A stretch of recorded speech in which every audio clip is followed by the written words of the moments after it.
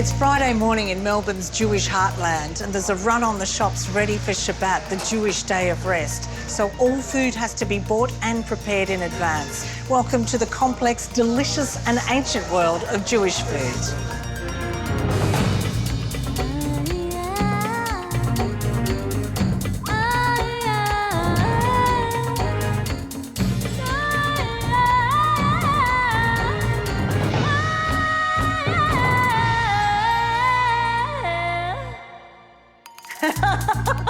Join our food safari to learn how to make the classic golden chicken soup, the yeasty delights of bagels, challah and cakes, a guide to gefilte fish and how to eat it, the vibrant earthiness of borscht, and a moist, easy orange and almond cake.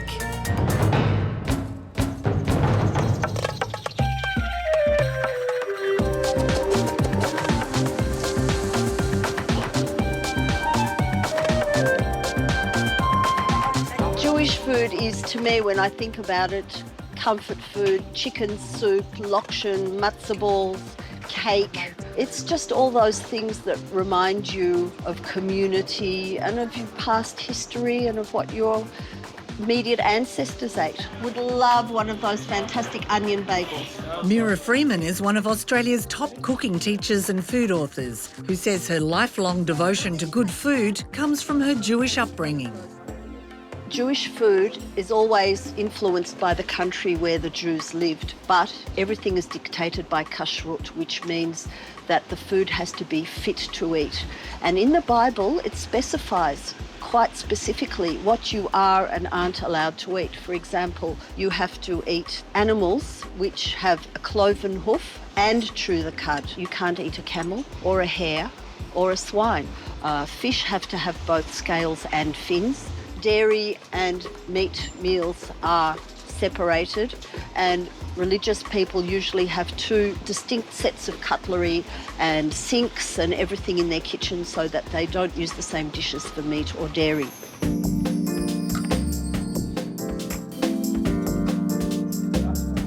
Mira, tell me some of the essential ingredients for Jewish cuisine. Well, I think one of the most essential things, let's start with the cakes. In Jewish cooking, there's a lot of nut cakes, especially for Passover when we're not allowed to use flour. So you've got ground almonds, ground walnuts, ground hazelnuts sometimes. Tell me some of the great cakes that you would make with ground nuts. There's orange and almond cake, you know, the famous one that Claudia Roden has spread all over the world. That's a beautiful, moist cake. It's a fabulous cake, that one. After cake, chicken soup. Absolutely, you have to have some in the freezer for any emergencies. You know, the minute you feel that little bit of a cold, chicken soup. So it's called Jewish penicillin, isn't it? It is. And during the year, you have different things in it. You have lokshen, which is noodles. Usually the ones we put in chicken soup are the fine ones here, just like pasta. Matzah is unleavened bread, and during the 8 days of Passover, you can't use normal flour or anything that will rise or ferment. So matzah, which are like crackers, they are made with special flour. And then they have various kind of milled matzah for making cakes, matzah balls and other things. Pickled fish and smoked fish are huge, aren't they? Such an important part, you know. If you go to a bar mitzvah or a wedding or something, or a kiddush in the synagogue, there's always smoked salmon and herrings and sometimes smoked trout and fish. So that's really fantastic. And of course, the fresh bagels to have with the smoked salmon and the egg salad. But they're strong, sharp flavours, a lot of They are. Mira, vegetables, how do they fit into Jewish cuisine? Well, vegetables, carrots are really symbolic. They're sweet, they're golden. And for Jewish New Year, for example, they're cut into little rounds which symbolise plenty because they look like little gold coins. And they're sweetened. Sometimes they have cinnamon, sometimes they have sultanas. And then, you know, because we're in Australia, people have adopted a lot of green vegetables, beans, mushrooms, all sorts of things. So Jewish cuisine is still evolving? Always evolving, always evolving.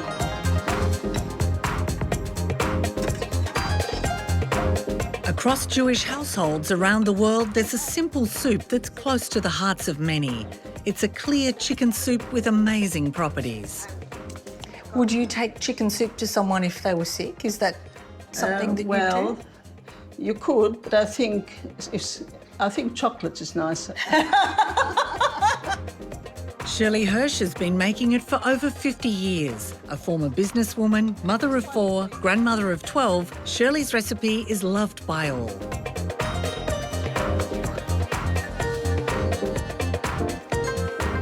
To make the soup as light and clear as possible, Shirley takes the skin off and puts the chicken pieces on to boil. The biggest. And skims the fat off as it's cooking. Now we can put the vegetables in. The onions, lots of vegetables. So carrots and then leek. And also parsnips. It has to cook for at least 2 hours. Once the goodness has been distilled, Shirley strains the vegetables and chicken. Beautiful, see? And that's it. She loves to serve the soup with the classic matzah balls, using eggs, oil, salt, a dash of cinnamon and coarse matzah meal. Half a cup of water, and that's all. So you leave it to soak up the liquid? Yes, 2 hours or a bit longer. So it really becomes a much firmer dough? Yes. Shirley then rolls matzah balls and cooks them in boiling salted water. These are called kneidlich. Kneidlach. It's called feather white kneidlach because they're light. After you cook a long time, they become lighter, you'll see. Ah. Oh, that soup, look at it. Beautiful. They are nice and light. The soup is nice and salty. Oh, it's so delicate. Yeah. Look at it. Nice, the It's soup? golden and beautiful and it does touch the matzah soul. balls are soft and not too soft. Oh, absolutely lovely.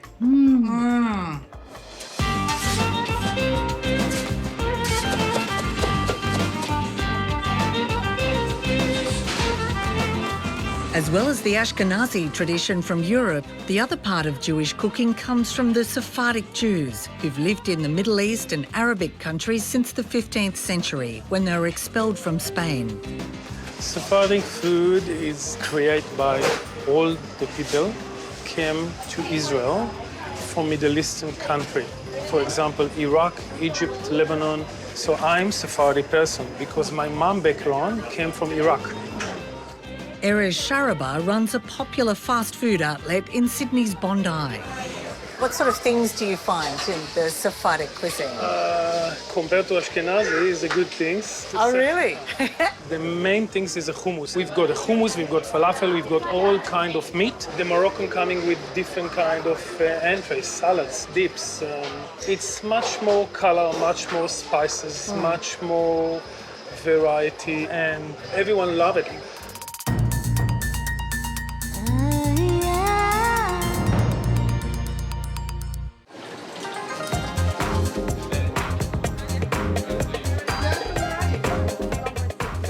Mention seafood in Jewish cuisine and everyone thinks of gefilte fish.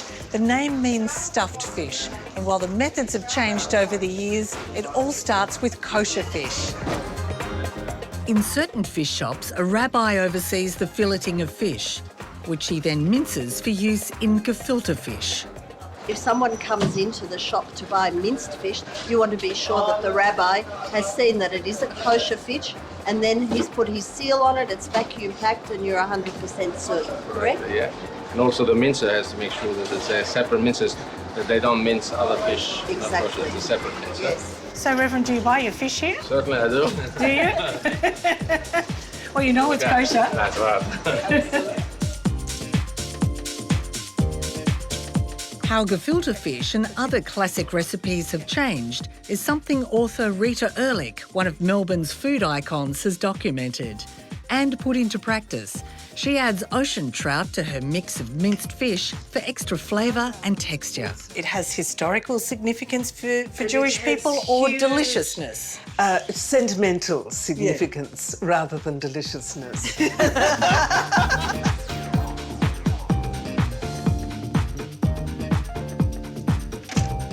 Rita starts by blending boiled onions and boiled eggs.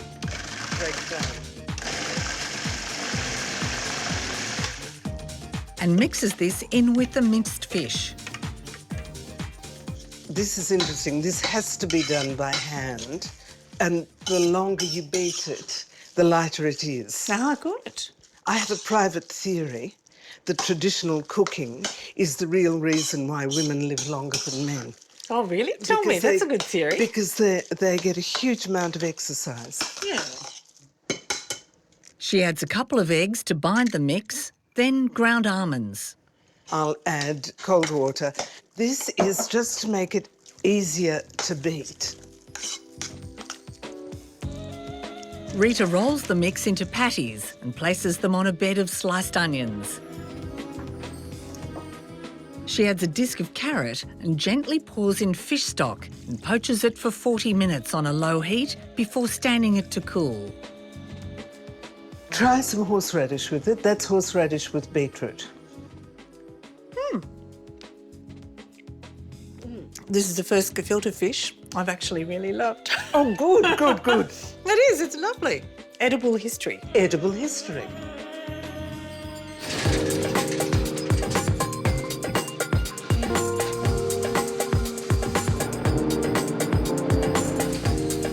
Staples across the Jewish diaspora are baked breads, including the famous bagels.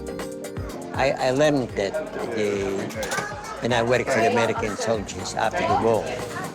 Mendel Glick brought his baking skills to Australia 45 years ago and has baked every day since, excepting the Sabbath and feast days. With his strong work ethic, he's rarely left the suburb of Melbourne where he lives and works. Yeah, that's fine. Thank you The classic bagel is boiled to give a dense, moist texture and remove some of the starch. His huge bakery now makes 6,000 an hour, and a steam injection process is used instead of boiling. The sweet plaited bread called challah has even more significance for Jewish people. It's used in the Friday evening Shabbat ceremony as well as for every day. You have to have it too, and you put it then like that. And then you make the prayers, and you cut it, and you have the family. It's sultana challahs, flying challahs, all the kinds of challah. We have it for Friday night, and then we have it for Shabbos lunchtime when we come from the synagogue from the prayer. And then in the evening, then we have another. 3 times. That's good for a baker, isn't it? Oh, yes. I wish it would have been more than 3 times. So more colors. Shalom Aleichem, Malachei Hasharet, Malachei Elyon. Every Friday evening at sunset, respectful Jewish families keep Shabbat, the blessing and lighting of the candles and the ceremonial meal. The whole idea of Shabbat is a day of rest, that you forget about all your problems that you have in life. You want to have a feast. You want to invite your family and your friends, and you want to have a nice time, good time. So the highlight of the week. The highlight of the week, absolutely. Shimon Manshai runs the bustling kosher restaurant Kimberley Gardens, which is always packed with crowds celebrating bar mitzvahs and birthdays, as well as being a meeting point for the community. Except for Friday evenings, when everyone is at home for Shabbat, which starts at dusk with a blessing.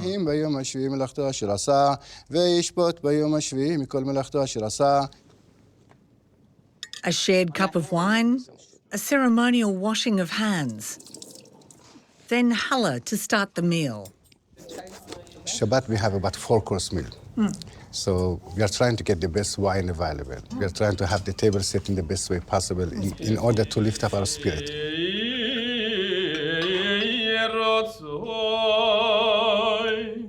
The dinner sometimes punctuated with religious songs.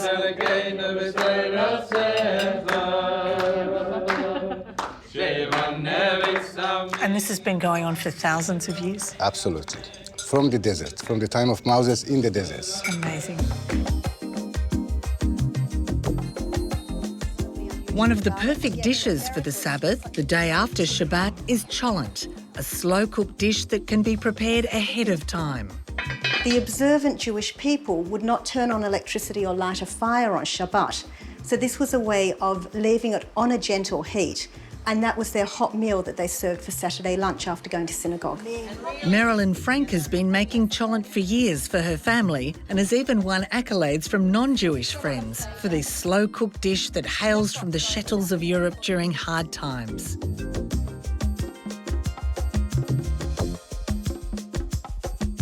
I start with some olive oil. Okay, we're just going to sear off the meat. This is shin beef. Any sort of gravy beef is probably good. Oh, lovely and brown. So something with a bit of texture and a bit of bone in it as well. Yeah, the bone adds an enormous amount of flavour. Throw in the onions. That's going to pick up the flavour from the bottom of the dish. And so the onions are really key to the flavour. Oh, yeah, they add an enormous amount of flavour. They're really deep brown when they're done. That's about 3 cloves of garlic. This is just sweet Hungarian paprika. I'm going to throw in some water and try and get all that yummy baked-on stuff from the bottom. Put the meat back in. Need to put on the marrow bones. It just gives it a real richness. Marilyn adds a mix of soaked borlotti and cannellini beans, then barley. So that's a pearl barley? Yeah. Chunks of carrot and potato, along with lots of salt and pepper. So all we have to do is bring that up to a simmer and then pop it in the oven. I tend to cook it on 160 for about 4 hours. Look at it, really thickens up too. It looks, it's not pretty food. I know, but but it's neither comfort is food. Irish stew, which is sort of what I grew up on, and, this is close to your heart.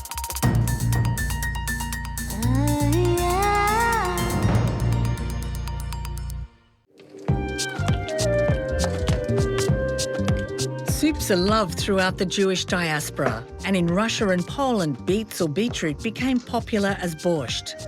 Broadcaster and author Ramona Koval, who's collected her favourite Jewish recipes into a book, remembers growing up with the beetroot soup. Where other people would say, look, I need a cold beer. That's what would go down well. My father and my mother would both say, well, let's have a glass of cold borscht. But it's actually terribly refreshing.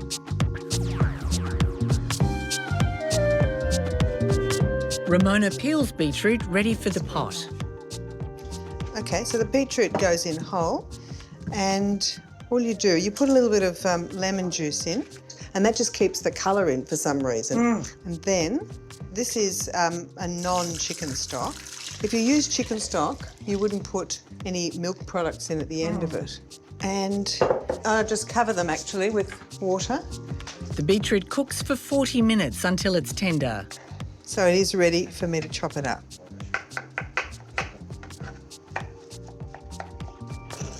The chopped beetroot goes back into the pot with chopped potatoes and onion. And a whole bunch of dill. Smells fantastic. She adds some sugar and lemon and some more water to cook for a further hour. Ramona then blends the colourful mixture and serves it.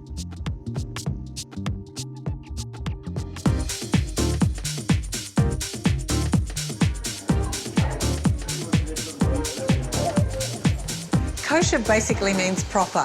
For a kosher butcher shop, it means a series of strict procedures before the meat can be sold. Tom Rev is one of only 5 kosher butchers in Australia, and there are some key differences from other butcher shops. We obviously don't have pork. No. We have beef, veal, lamb, and a lot of poultry. The most important thing that the animal should never suffer during its lifetime and also during the kill process, which is done by a very highly qualified slaughterman who's a rabbi. We're allowed, according to laws from the Old Testament, only from the 12th rib upwards. So you only buy half an animal? Correct. Ah. Yeah. We must take the blood out. We actually vein the meat when it comes in, and after the veining process, we soak the meat for half an hour in tap water, and then we salt it for an hour with coarse salt. We rinse it off 3 times, and then it's ready for sale.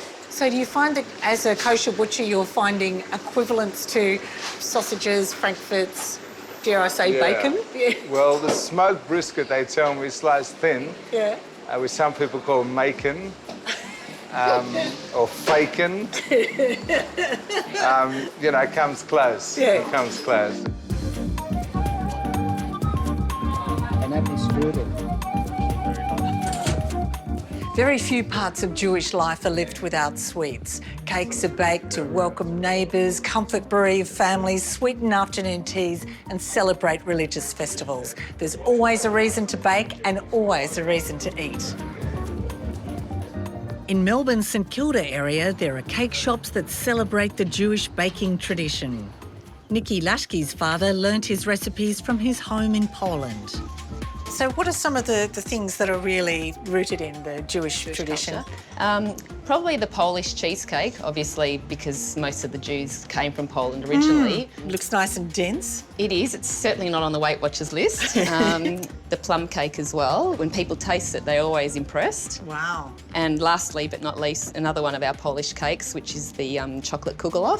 And that one, yeast cake. That's the yeast-based cake. And this is actually real chocolate, which has been melted and rolled into the pastry. So you actually feel when you bite into it, it's not just cocoa, but chocolate. Yeah.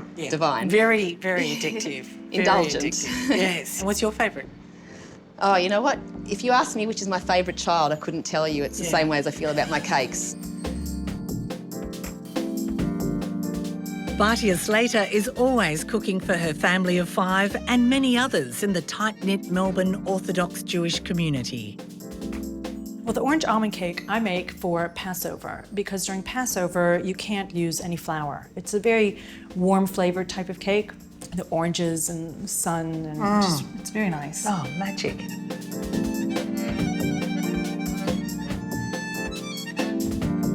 Batia's recipe begins with boiling oranges for 2 hours. She checks eggs for blood spots, which are not kosher. And then I lift it up, and there's no blood there. And blends them with caster sugar. Then pulverises the oranges, skin and all. Oh, this must be fun. Okay. Then we add the almond meal, and we can also add baking powder.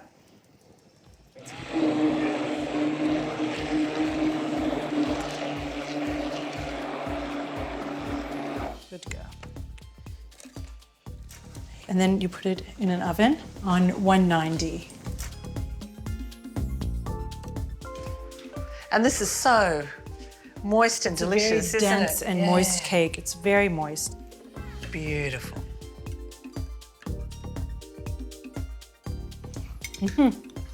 That is stunning. Thank you. Beautiful. What I love about these recipes, okay, rice is good. Traditionally, Jewish recipes are passed down through the generations, and one's grandmother's recipe was the standard for all others. The kitchen, the place where many of life's lessons, as well as recipes, are learned. And they tell their daughter or their granddaughter, and they know their version of it, but no one writes them down. And you don't have measurements, do you? No, that's the other thing. So the only way to learn that is to go there, watch, measure, and try to recreate it yourself. Okay, you've got 6? We've got 6. Okay. 1, 2, 3, 4. Every Monday, a group of Jewish women gather to cook up family recipes to determine which is the best for a planned cookbook. We want stuff with a story or a tradition or a history, something more than just a recipe. And delicious as well. Has to be delicious. Has to be. We have to, and I think one of our criteria, we said we have to eat and go, oh, yum, this is really good, you know? I do that all the time. This is one of my family's oldest recipes, and it was made in my kitchen from as long as I can remember, walking in on a Friday afternoon. And this is my egg and onion, and of course I think it's the best in the world. And it's so warm and yummy and oily, and it feels beautiful. Do you want to taste it? That's an yum. Do you like that? That's yum. Beautiful. Let's eat. It's always about the food. It's the glue that sticks you together. It's unbelievable. And every Friday night across Australia, across the world, Jewish families are sitting down together all of them, and eating dinner. I think that chicken is one of the best. The chicken.